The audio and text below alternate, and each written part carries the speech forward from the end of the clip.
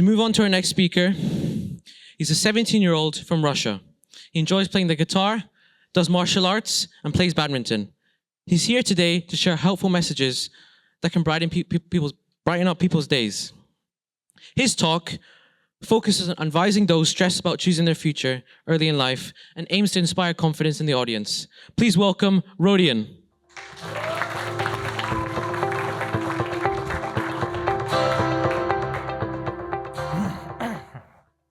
All right, hello everybody. I hope you've had a nice evening. Before I start, I'd like to ask you a question. How many times have you asked or been asked the question, what do you want to be when you grow up? I'll give you a moment to exchange judging stares. Seriously though, for us students, it's a very important question. We're supposed to know this. And yet, we've lived, a fifth of our lives? This question is designed to make us question what we want, to make us reach for our goals. But many times, it can have the opposite effect. It can cause pressure. It can cause stress. It can cause hurt. This is a serious problem. For example, 75% of all high school graduates still aren't sure what their career path is going to be. And if you don't trust me, well, then you'll trust this shoddy pie chart I made on Microsoft Excel. No, but these stats are harrowing. Here's another one. Only 1 in 3 people entering A-levels have any idea what their career path is going to be. Or perhaps, most terrifying, over a half of all college students still aren't certain in their choice of occupation.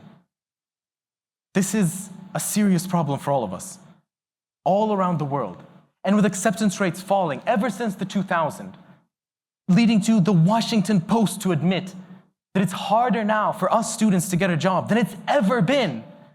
You can see why this stress can compile on us. And the worst part, there's no culprit. I understand you, parents.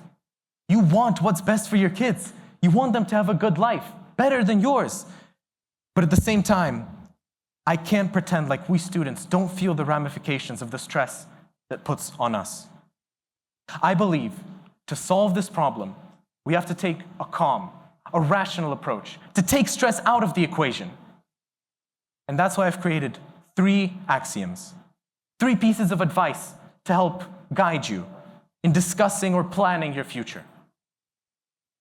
Number 1, planning is key. Now, as parents, I'm sure you want your kids to get that early start. You want them to get ahead. You want them to get that advantage. And I understand you. Because we all know how employers get when they hear work experience. They start drooling and sniffing around. I get that. But sometimes that can cause our children to dive headfirst into something they don't understand. It can cause them to choose just because, just to get it over with. But that's not the way it should be done. We should pause. We should think. All throughout our studies, we should take time to reflect on what we want and why it is we want it.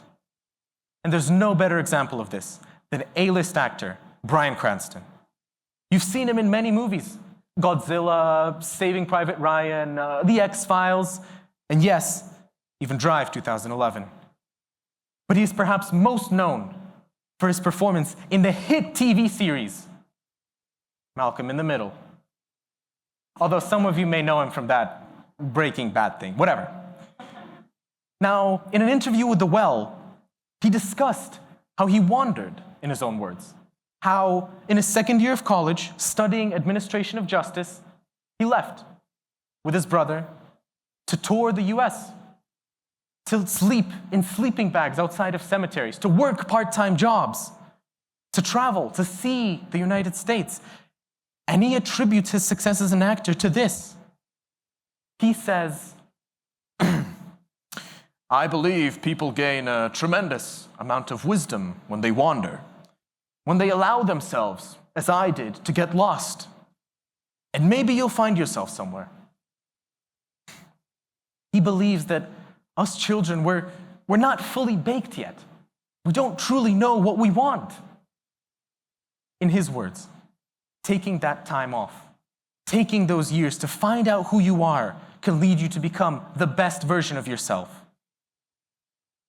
My second piece of advice, don't let past failures define you. I'm sure we've all been guilty of this at some point. We've sucked at something, and when we come back to it, we say, nah, I don't want to. Because you remember those negative feelings.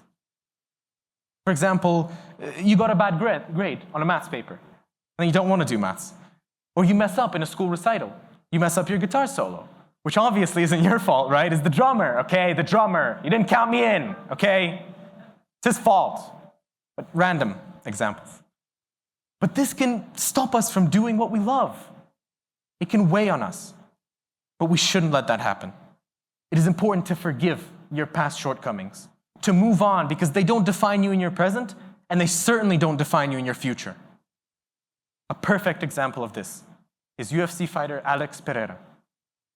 Growing up in the favelas of Brazil, a slum, a ghetto, he had an incredibly difficult childhood.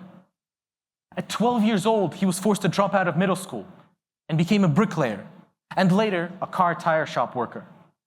There he worked 10 hours a day, covered in oil, in grease, spinning tires around. This is also where he picked up his alcoholism, from his adult co-workers, which he at first disliked, but later gained an addiction for, drinking up to 1 liter a day. Sometimes he'd accept payments from his job in alcohol instead of money. After over a decade of this, he realized that he had to change things. And so at the age of 21, he walked into his first kickboxing gym, and he pleaded with the coach to pay his training fee because he couldn't afford it himself. Now, he is one of the most legendary fighters in the world, the first to receive 2 division belts in 2 separate fighting organizations. He's number 4 in the men's pound-for-pound rankings. But don't let that ice-cold face deceive you. He's a caring man. After his success, he came back to the place where he came from. He supported the children there. He helped them. He helped hundreds of children. He started fundraisers, raising money for those affected by the Zika virus in Brazil. He even reconnected with his native Pataho tribe in Brazil, of whom he learned. Now, he is an activist against alcohol. He tells people sports saves people. I don't care if it's MMA, if it's football. Now they have the chance to know they can be saved. That, and he's just very intimidating, very scary man. Don't want to mess with him. My third piece of advice is that it's never too late to start. Come on, we've all had this. We get these arbitrary deadlines that we set for ourselves. I want to get married. Oh, well, I better move out by that age.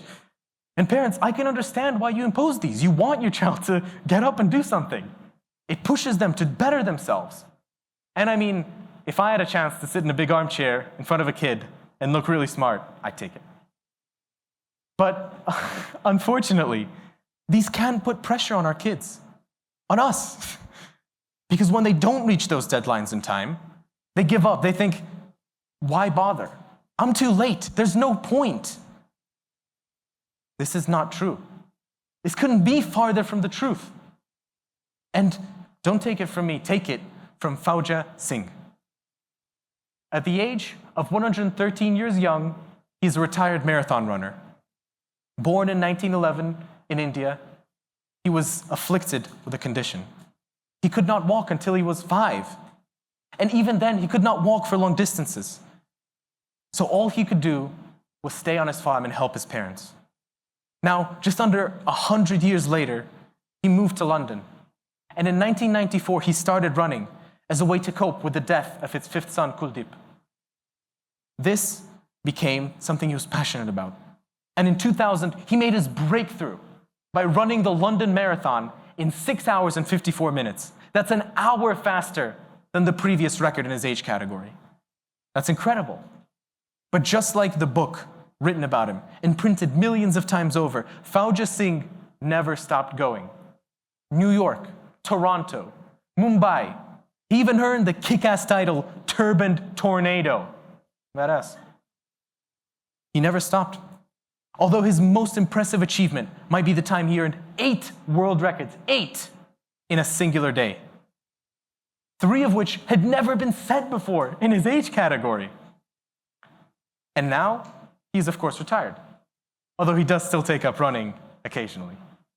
He has been an inspiration for hundreds of thousands of children around the globe, telling them that it's never too late. As cliche as it may sound, it really isn't. No matter when you start, taking a small step and slowly building up your skill set. If you're truly passionate about what you do, you'll overtake anyone in your way. Now, what's the conclusion? What's the takeaway here?